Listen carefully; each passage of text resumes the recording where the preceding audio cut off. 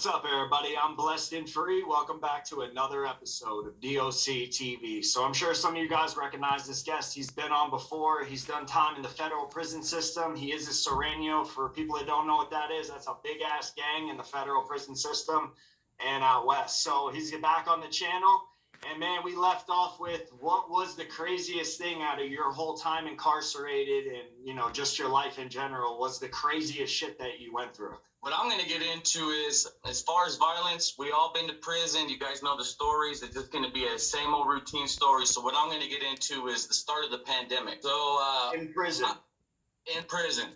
So I was in the SHU when the pandemic hit. So all I remember is they started handing out masks. And we're like, well, what's going on?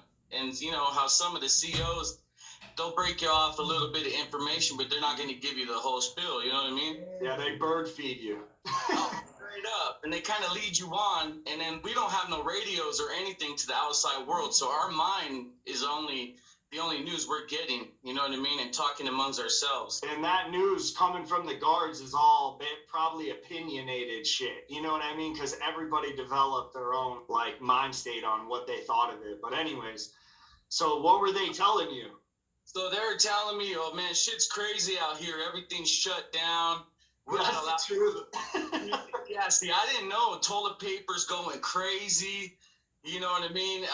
We have a curfew unless you're a certain type of worker, and this is like nationwide. And we're like, well, what's going on? And they're like, well, we can't tell you no more. And I remember this was like on a Tuesday. But the weird thing about the whole situation is this is before America had the whole information about it. This was I think it hit in March for everybody in America. This was in, I say, the beginning of February, the end of January for us. Bro, check this out. So my wife is a nurse at the hospital, right? She's an ultrasound tech, and she brought home this bottle. It was like this cleaning shit that they have to use in the hospital. And on the back of it, on the label, like, you know how it says what this shit will, like, it'll kill bacteria, kill this. It said coronavirus on it. Oh, shit. I'm like, what? So that's crazy that you're bringing that up, because that, I think that, I don't know, man. Shit was definitely weird how it all went down. You know, when our mind, after I get out, I'll get into that later, but in my mind and my cellie's mind, we're thinking martial law type shit, you know what I mean? We didn't know what was going on. So this was on a Tuesday. Yeah, we were in the SHU, and I remember they were like, chow, you know, we're getting up. And we're like, hey, do we got yard today? And you know, why didn't you pass through? Remember I told you how we have to flip on the lights? We had to be up early. Dude, we putting our fingers up on how many? Like, no, yard is shut down. There's no movements. And we're like, until further notice. And we're like, what are you talking about? So we're thinking we're getting our normal breakfast, and they start handing us a box lunch. And we're thinking, oh, shit, we're slammed down because something popped off in the yard, right? Yeah. Well, with our box lunch, we're getting a face mask, bro. And we're like, what the hell's this for? They're like, just put it on. It's mandatory. We're like, fuck this. You know, just throw it under our pillow. They pass by, put it on. You know how it is. Count time will be on. Yeah, we're getting a box lunch. We're getting one slice of cheese, two slices of cheese, a little packet of juice. You know how that is. 4 pieces of bread and 1 piece of meat. And we're getting this 3 times a day, bro. Yeah, me, bro. Oh, we're starving. You're already hungry all up in the SHU. You know how it is, bro. No commissary, but you're not in the canteen then. Nothing. All we get is like not even soap, bro. All we were able to get is cards, stamps, a book of stamps, fucking we call it SHU candy, you know, the cough drops and shit. Stocking up on some cough drops. And like Tylenol, shit like that, bro, or shower shoes. That's it, dog. It was very limited. I say there was like 15 things on there, and it was all just for like headaches and cream, you know, shit like that. It had nothing to do with any food, no coffee. That's the universal medicine, bro, in the chain gang is fucking ibuprofen or Tylenol. You go there with a fucking staph infection, they're like, oh, you're good. Here's some ibuprofen. Go back to the dorm. Oh, straight up. You get stabbed out the yard. Here you go. Have some ibuprofen. Yeah. That shit's crazy, stupid, man. I don't understand that. So this is going on, right? No mail. We wasn't getting mail because they're saying, you know how it is, that everything is contaminated, so they can't pass out mail, even though that's our right. You know what I mean? Yeah. So, like I said, I'm in the shoot. This is going on for 3 weeks where we're getting these boxed lunches. What's like going on amongst like the convicts in there? Like, what's everybody like saying to each other? Like, are they ready to pop it off? Because this shit like crazy. Oh, fuck yeah. Yeah. That's So my homies, yeah. So we start fishing each other and like, hey, we're boarding up. Fuck this, you know what I mean? We want to know what's going on, and so we're setting up a time to board up. And if anyone don't know what that is, we cover the little window on there, and if they can't see you, they're gonna come in. And they're gonna check on you. You know what I mean? So it just causes a lot of grief. So all the homies in my car, we were all gonna board up at the same time. We were getting the white boys on with us. Everyone was just on the same team, is in the same state of mind. At that point, we're starving. So when it pops off, in what federal prison are you in when all this shit's going down? I'm in Lompoc, California. You're a Sereno, so when it goes down in prison, like this type shit or like beef, are you in the whites like usually the first to like click up together? I'm gonna say as far as where I was at, I don't know. Every institution could be different, but usually, yeah, we're cool whites. You know what I mean? But sometimes there's issues too. You know what I mean? It just depends on the situation, the money flow. If everyone's the money with anyone's issues, bro. Oh yeah, straight up. You know what I mean? But for the most part, yeah. Like when I got out of the shoe, I actually was sold up with the white boy. You know what I mean? Good people from Las Vegas. If you're seeing this, what's up, my boy? Miss ya. Hope you're doing good. Yeah, bro. He's from Las Vegas. So yeah, we were usually good with them. I always did business together. You know how it did. So 3 weeks is going on this whole thing. Some of the CEOs, you know, they're pretty cool. They'll talk to you, give you a little more info than what the normal CEO would. You know what I mean? Yeah. So they're telling us, man, this shit's crazy. Everyone's on lockdown. The streets are dead. There's no telling us about the food, all everyone's hoarding everything. And we're like, fuck, man, you know, we get worst case scenario in our mind, you know what I mean? So I'm thinking I need to get hold of my family. I'm sending out letters, but I ain't getting nothing back. They're like, well, there's mail here, but there ain't no one in the mail room to hand out fucking mail. We're like, well, that's our right. You know what I mean? Yeah, but we don't want to contaminate anything. So we start hearing about... I can't even imagine how the prison guards were. Like, I didn't even think until you brought it up, but like, for me on the streets to find toilet paper, like fucking 409 and all that type shit was like impossible at some points. And it's almost like that in prison normal. You know what I'm saying? Like to get a roll of toilet paper, they act like you're asking for the keys to the gate or some shit. Well, you better buy that shit. Yeah, 99 cents, man, for a roll. I remember when they were passing them out for like it was nothing. Now they're fucking making money. But I didn't even think about that until you brought it up, man. So you like were literally going through it in there with the food. Like I can't imagine that being 3 times a day. I'm used to that like as like a work crew, you get a bag lunch or some shit. You know what I'm saying? But no, it was 2 times a day, and 2 times a day, and then but that was the first 3 weeks. It was 3 times a day. Okay. It was either a peanut butter and jelly, or peanut butter, I should say, no jelly. It's like that. 20 pounds later. Yeah, dog. And I mean, we're starving. I was getting at the point where I'm looking at my celly's food like, fuck, I'm ready to, you know what I mean? I want to eat it. And this guy had the most mindset of stashing his food, bro. I didn't have that. I can't do that, bro. I couldn't either, dog. There was no, so in my car, there's mandatory workout. You know what I mean? That's just the way it is. On that diet? Program or not? No, bro, we didn't do it. Some of them did. Yeah. You know, I'm asking the homie, hey, do I have to work out? They're like, hey, if you can, get it done. It's mind over, you know, you got to be stronger than that. You know, we're in prison. You got to have that mindset. You're a fucking soldier. I'm like, fuck, you know what I mean? So I'm still working out, even though it wasn't doing me any good. I guess it was just the whole routine and keeping strong in that dome, you know what I mean? Getting that frustration out.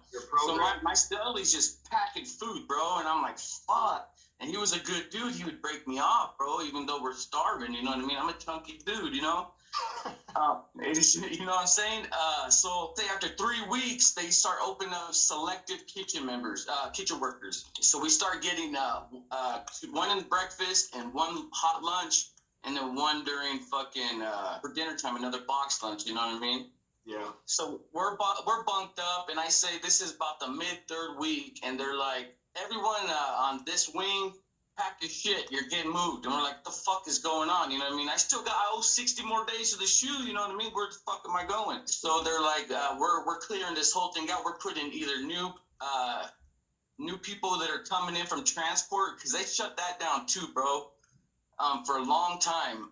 Either that or everyone getting sick in the main line, they're sticking over there to quarantine. How are the guards like? Because I know anytime shit pops off in prison, the guards are always like, you know, fucking RoboCop. How are they like reacting towards you guys? Like, because a normal person would see you on 3 sandwiches a day or whatever it was, and be like, damn, man, like that's crazy. I feel bad for this dude. You know what I mean? Were they like that? Or were they like, yeah, eat your shit and shut the fuck up type shit? It depends who it was. There's some cops that fucking will come through, throw you an extra sack lunch. It depends. It was hit and miss, bro. Some of them don't give a fuck. Some of them are cool as fuck. You know what I mean? Yeah. So it just depends who it was. You know what I mean? So sometimes I scored an extra lunch, and I would have to with my celly, you know, mandatory. You got to take care of your celly. That's your fucking partner right there. You know, maybe I say 2 days out of the week we get an extra lunch. That's what's up. Yeah, hell yeah, that was gold in there. So we're packing up, and then we're like, where are we going? And they're like, you know what? So there's an old part of the prison. They had only, I think there's 8 units, and I think there was like 5 of them that were active in Lompoc, the high medium I was in, right? So they have the old part of the prison. This prison's fucking old, dog. I'm talking old as fuck, like in the 30s, maybe later 40s. No, there's no AC, dog. At windows, you open your window, that was it. You know what I mean? Yeah, that's how it is in Florida too. I know exactly what you mean. That shit's rough, bro. It's hella rough. So what they started doing was they're putting us in the old side of the prison.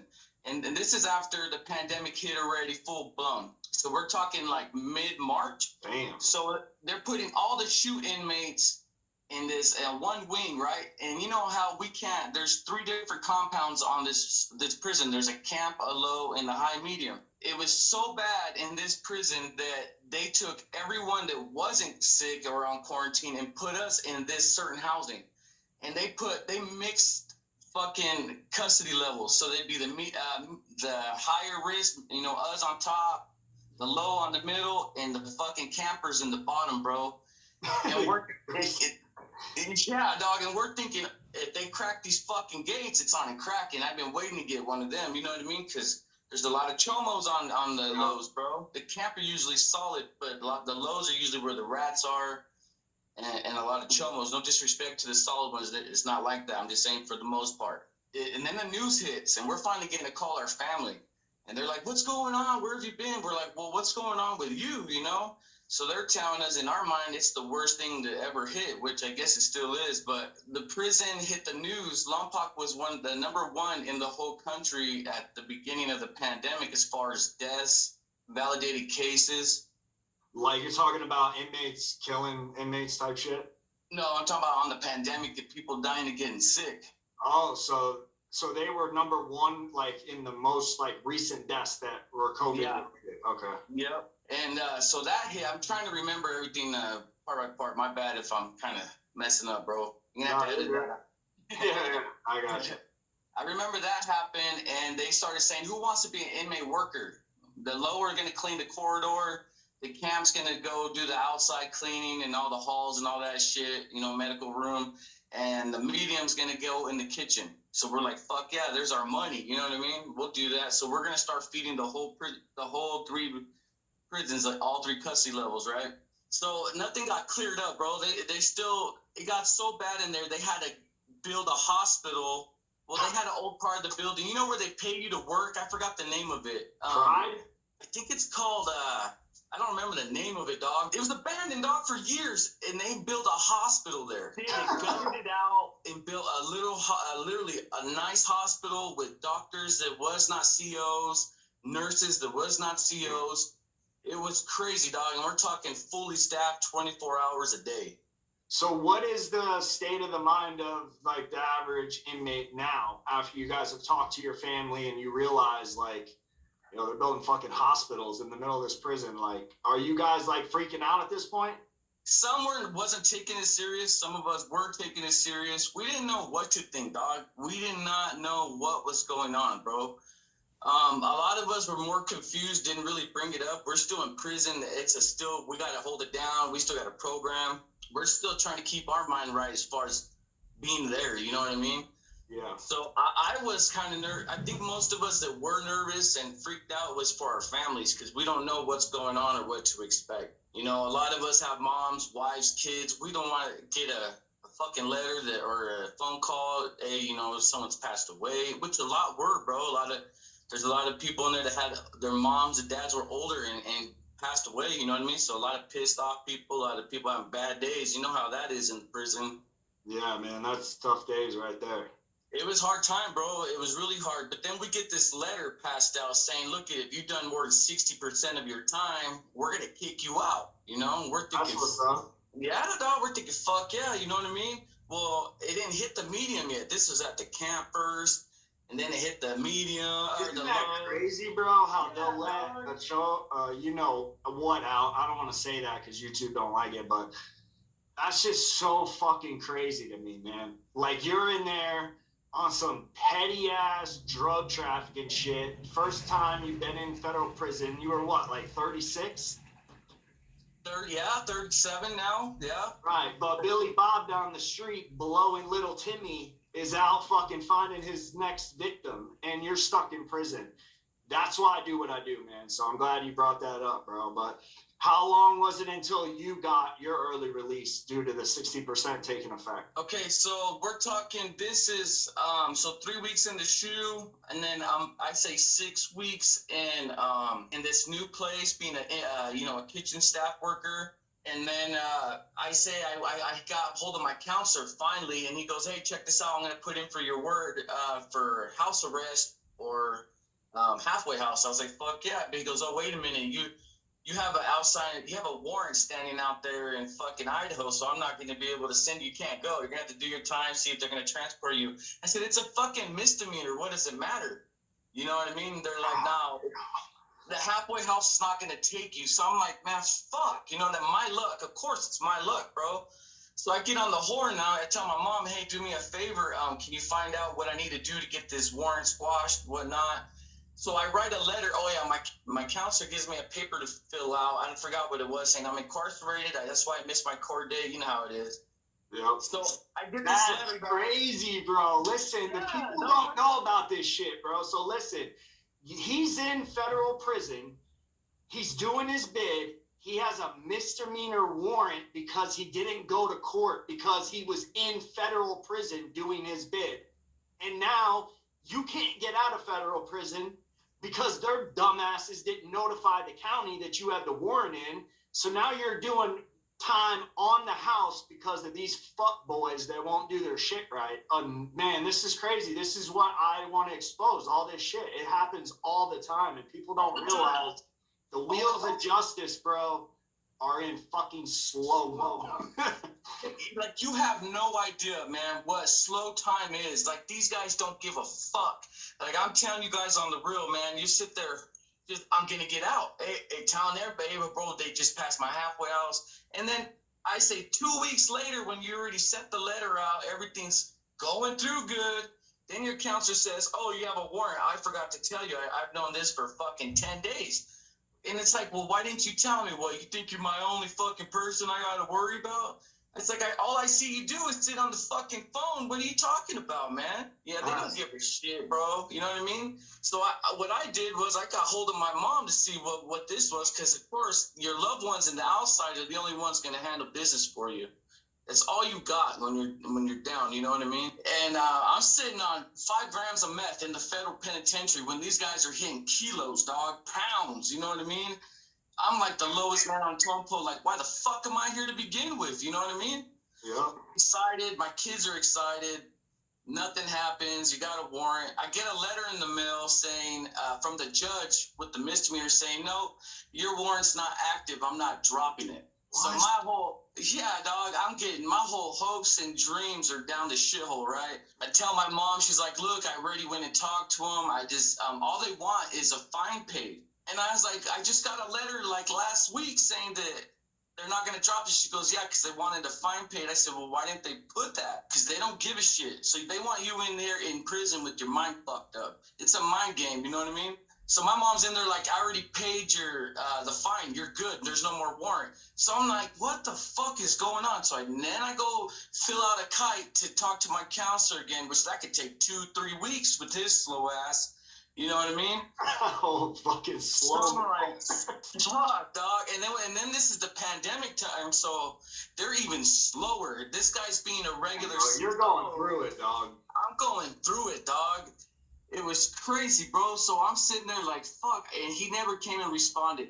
So we're 6 weeks in, and they're tell all the guy, they call out certain names. Hey, you're going back to the main line. I'm like, fuck yeah, I'm going back to where I belong. You know what I mean? So I get in there, I see my counselor, and this is around, I say, middle of July, bro, 2020. Right around the corner. So you're fresh out, bro. Like, I'm literally. fresh out, dog.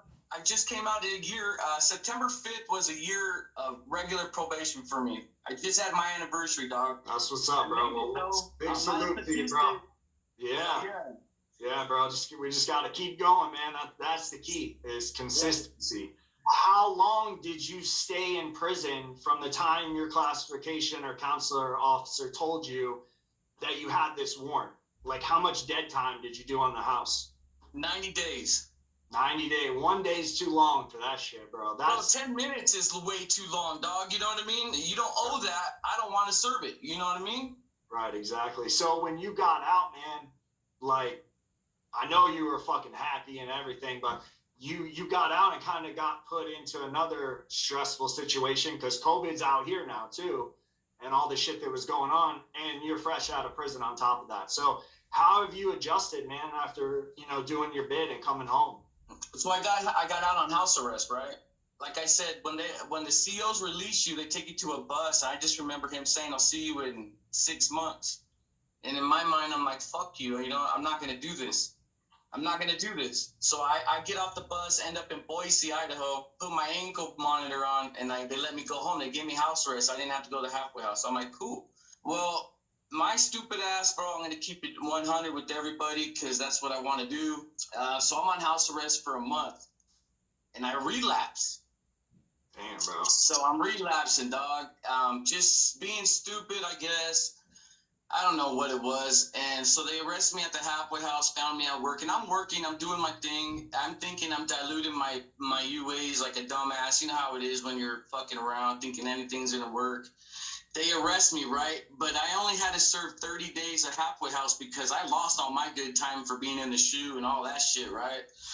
And this was already the third weekend in my halfway house, and I'm using every day. I'm going to keep the G, dog. So I'm using... What, Matt? Yeah. You're not tweaking out, like you're just doing a little bit to give you energy. Dude, I'm talking 2-3 hits and I'm fucking boom, you know what I mean? I'm going to work because I don't have an excuse. I fucked up, bro. You were hired into rat pussy. Yeah, I guess I was, dog. It's just being dumb, dog. Honestly, on the real. When did that? So that happens a lot, man. A lot of people don't know. A lot of people go to prison because of drugs. I don't care what anybody says. 80% of the people, I have an episode dropping about this, but so like when you first did the drug, like how long was it until that drug fully like took control of you? Because that's what they do, man. Like, you know what I mean? You literally are a slave to them. Dude, it's right when I got out, bro, and I took that hit, it was like, I never went to prison. It just picked up where I left off, honestly. But I'm on house arrest, so I couldn't leave, right? But check this out. There's a twist to the reason why I'm telling you this. So my release date is September 5th, like I said, right? They picked me up, I say August 28th. And I know, it's the very last day of August. And I'm knowing in my head, okay, you guys can't keep me here. I am going to get released, so we're going to give you a shot. I'm thinking you can't give me a shot to lose good time. I served all my good time. Fuck you. You know what I mean? I knew this. So they're like, they put me in jail. I'm in county for 5 days. The thing that hurt me the worst is I have to answer to my mom that was taking care of my kids. I'm a single dad, have my daughter since day one, been raising her, you know what I mean? And she ain't got a mom, you know what I'm saying? So my mom's putting in all this work, and she has two of my daughters at the time. So I'm thinking, fuck, I gotta man up and tell my mom now. And I'm lying to her. I didn't get high, whoop-de-woo. You know how it is, because I'm embarrassed more than I am anything. So they're That's some saying real shit right there. That's some real shit you said. I'm just being real, dog. You know what I mean? And so I didn't even want to call my mom. Some people ain't ready for that realness, bro, because there's so many fucking fake ass people. So I salute you, bro, because I'm like you, bro. I don't got nothing to hide. Like, I want you to know my struggles. That's how we relate. You know what I'm saying? Straight up, dog. Straight up. And that's what it's all about. If I ain't real with you, I think the viewers they're gonna eat me alive, and I think they know that. They know real from fake. You know what I'm saying? So do you. So they were gonna give me a shot to try and take good away time, and they couldn't. So they released me, right? And this is where my life changed, dog. And this is where they say that you can't beat drugs. It's a state of mind, and then it's the thing of, do you want to do it or you don't want to do it? You know what I mean? Yeah. So I get released, and my PO's the one that took me to jail from the get. And he comes to my house, right? And he's like, "Are you gonna be a fucking problem for me?" Straight up, dog. And I'm like, "Nah, I'm done." He goes, "Yeah, I just don't see that. You're already getting high. You've been out fucking a month. I already put you in jail." He goes, "You beat the system. You're lucky they didn't take you back to prison." And I ain't gonna argue with them about like they can. My release date was the 5th. I didn't have good time left. You know what I'm saying? He goes, "Well, now you're out on probation. Now I can send you back to prison." I said, "Well, I'm done now. I got it out of my hair. I am not gonna let my mom, my kids down again. I'm done." And he's like, "We'll see. We will see." And I said, "I'm working. I'm still working." He goes, "Keep doing what you do." And I said, "Hey, I got a license. Am I allowed to drive?" He goes, "Yeah, you're allowed to drive." Send me in the license plate, all that, your driver's license. So I got a car, dog. You know what I mean? My dad blessed me with the car. I didn't come out with shit. You know how it is. My mama even had to buy me my boxers and my socks. That's just the way it is, dog. I didn't have a penny. I didn't have nothing. You know what I mean? That's how 95% of people come out of prison, man. Straight up, dog. And I came out like that too. And luckily for me, I had, my grandparents that really helped me a lot. But I can't imagine, bro, not having anybody. Now I don't have anybody. I don't have a dad. I don't have a mom. Like, they're dead. That for me was really like, yo, I don't have a fucking safety net. You know what I'm saying? Like, nobody's gonna be there. That was scary for me, man. It's scary, dog. And I had to. Well, I guess what fucked me up is I had to tell my 17-year-old daughter, like, she's tired of this shit. She probably listening to me right now, but she was tired of it, and I didn't want to disappoint her again. She was going through her shit when I went to prison, and I promised her this won't happen again. If you change your life, I'll change my life. And so I had to tell her I got high. I didn't even want to see her. I wanted to stay in jail, tell you the truth, because the disappointment's worse. So I get out of jail, bro, and I start working, and I was done. I haven't got high since. My PO asked me all the time, "How did you do it?" I said, "I made up in my mind that I'm done, and I work, and I'm sober, and I got plans. I got goals, and I want to help people that have the struggle that we have, and tell them if I could do it, anyone in this fucking world could do it. Believe that." You know what I mean? Yeah, facts. Well, I know you made a YouTube channel, and you're gonna start putting out content and shit. So why don't you tell the people now how they can find you on YouTube? So my YouTube channel is called Real Life TV. I already have a couple videos on there. I put the part 1 of this one on there. I'm going to be doing reviews on Jordans, telling prison stories just like him. Hopefully one day start the interview process like he's doing. You're my mentor, bro. I thank you for everything you're doing for me. I want to reach out to people in the struggle that's getting high, that's, you know what I mean, depressed and have anxiety, need a job. It's all state of mind, bro. Just hit me up. I'm sure Josh will get to you too. There's a will, there's a way. I've accomplished a lot since I've been out. Brand new car, got my kids. I have a great job, bro. Hopefully this YouTube thing takes off. I want to open up a shoe store, you know what I mean? Yeah, you got some raw kicks, bro. Yeah, dog, that's my goal, bro. Yeah, I'll put a link to your channel in the description of this video. So if you guys want to go check him out on YouTube, man, go subscribe to him. He's a small-time guy right now trying to make it up the YouTube ranks, and that shit ain't easy. So, holla at your boy, support him, subscribe. If you guys are new and you're tuning in, man, also subscribe to this channel. This is the kind of content we cover. I just want to thank you for coming on the show, man. You're a real ass dude, bro. I see that. So, and I appreciate that because that's rare these days. So, you want to give a shout out to anyone? Yeah, man. I want to give a shout out to my homie, to all the homies out there in prison. Keep your head up. There's always a second chance out there. To you, to Jay Williams, Let's Live Life. Thank you. You both put me on the map. I want to say thank you to both of you, my family. Just give me a chance on this YouTube. I'm going to bring heater content to you. I hope that you interview me in 6 months and my channel's taking off, dog. Yeah, bro. I hope that too, man. Big salute to you, bro, and good luck with your journey, man. Thanks for tuning in. I hope you guys enjoyed this episode. Do your boy solid. Hit that like button, hit that subscribe button. And with that, it's DOC TV, and we're out.